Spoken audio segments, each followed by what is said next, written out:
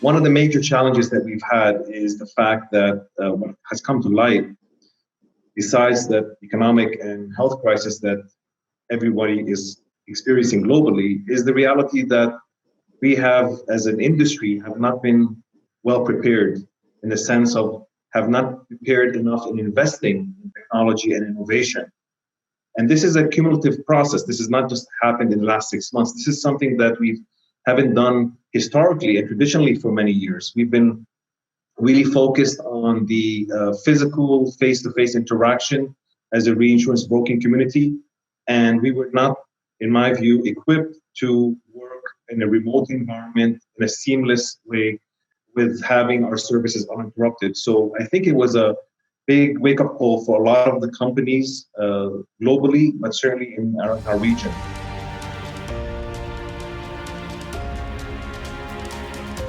Technology evolution and transformation will have to be faster in the coming months, and I think that this is going to be one of the ingredients for the success of our region. We have to invest better and faster in the right technology in this region.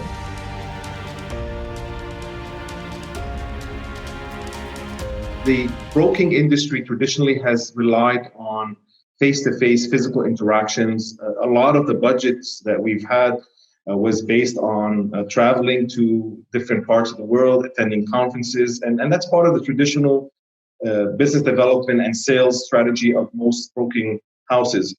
We've had to basically recognize that this is not going to happen in the short term and probably in the medium term. So we've rapidly adopted technology platforms.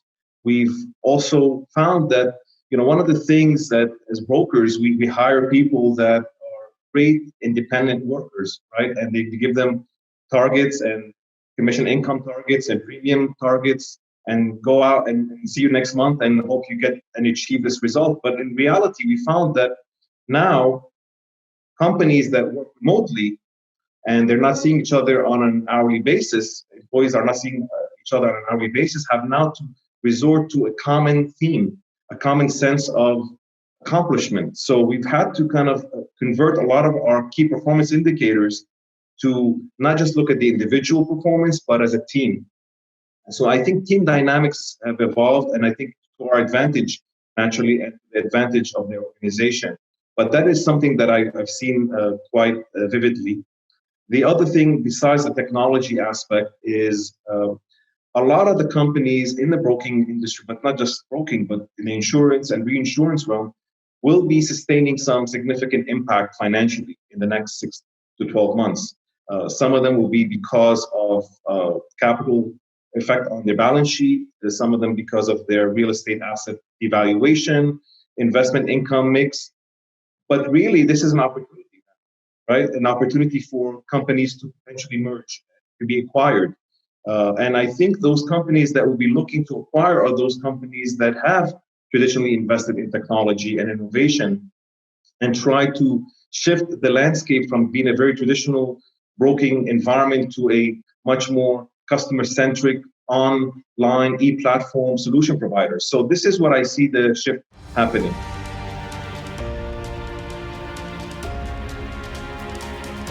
The fundamental core element of a successful broking house is the team, and the team dynamics and the nomenclature of that team. And we're very fortunate that from the get-go, we had invested in getting the right team members on, diverse group, multilingual, diverse background in commercial and consumer lines. So we were never reliant on a single geography or a single source of income, one insurer, one reinsurer. We've been quite agnostic from that perspective, and we've worked with across the entire Asia, Middle East, Africa region. So I think that we never had the problem of risk accumulation, looking at only a single market to sustain ourselves. In fact, we've gone the other way, and we've gone to much more than Asia, Middle East, and Africa. We've gone into servicing other parts of the world, including Australia and Latin America. And why is that? Because, of course, during this crisis, every country reacted differently to the crisis. And some have gone into a very rapid lockdown and a sustained lockdown, and some have, laxed their procedures in countries, so people were able to go back to work faster. So having a diverse geographic spread of your business flow, both as a placing broker as well as a reinsurer, allowed you to still get business if there's one country or one jurisdiction that has been affected because of a lockdown, and people are not able to do the job from home. You're able to refocus your efforts on those countries that have actually done better to sustain their workforce.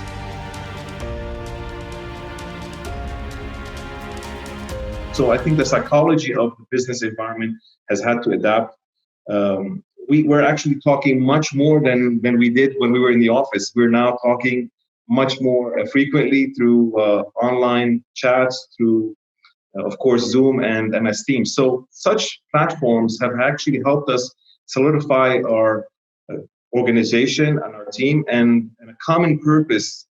At this time, everybody's challenged. We're saying that we want to challenge ourselves to do better because now we're in a crisis. So I think having that kind of leadership in place and telling people that, look, this is the time for us to shine as an organization, and having the organization work in unison for a common purpose is quite an interesting part of the job that I'm doing. And I'm sure that the organization and its teams are appreciating that.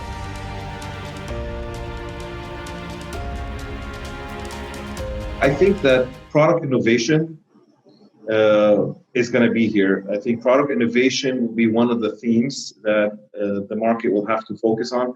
Now, for us in the region, maybe innovation, but in other regions that are more developed, this is a standard product. For example, cyber crime. Cyber crime is on the rise. Cyber attacks are no doubt becoming a major impediment to economic growth. We're seeing that affecting people, individuals, especially now everybody's working through a cloud-based system. We're seeing people get affected. We're seeing small SME segments being affected, and even larger corporations and governments being affected. So definitely, I think the cybercrime policy protection theme will continue to go on, and I hope that it will take on a greater importance. Traditionally, our region focused on cyber crime insurance for the financial services sector and maybe some healthcare facilities. But now I think this is going to be part of your standard. If you're going to get a D&O policy or a medical insurance policy, I think you're going to have to put in some premium for cyber insurance.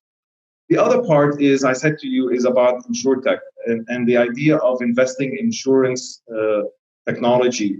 I think that now a lot of the insurance ecosystem, being insurance companies, brokers, and reinsurers, will say, why am I investing in things that don't really add value to my supply chain?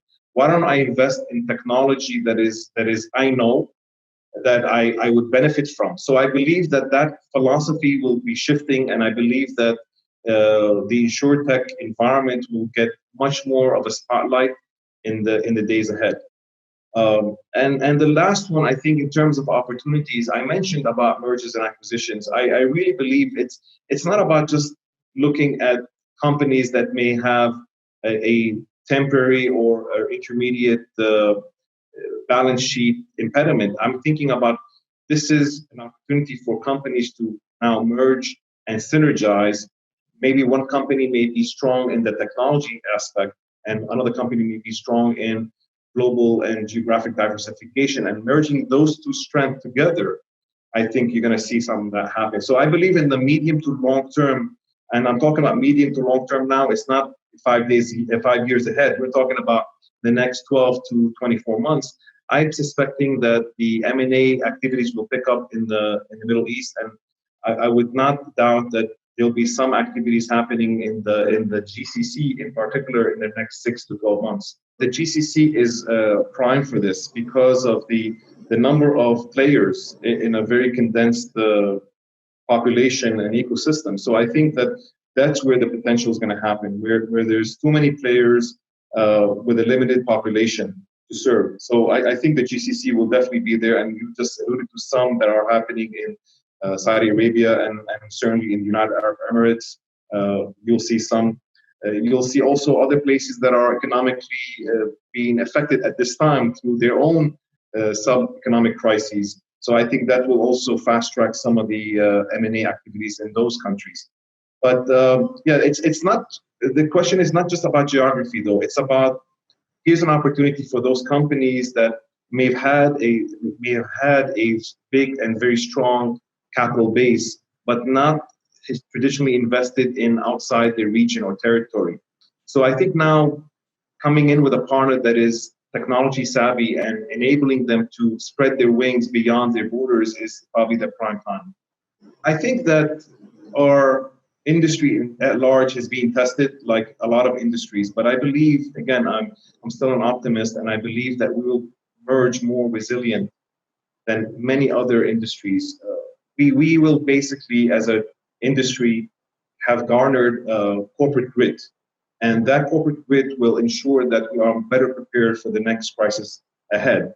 And I really hope that companies will start to take on innovation and technology, not as a side project for a tech hub or a kind of a playroom kind of concept, which will go ahead and play with ideas and come back to me next month, but really to become a core value in the organization to drive change. I think the technology and innovation landscape that we have now serves an opportunity for all of us to prosper. The second thing I would like to highlight is that, look, companies are like people. We learn more through our failures and challenges than our successes and accomplishments.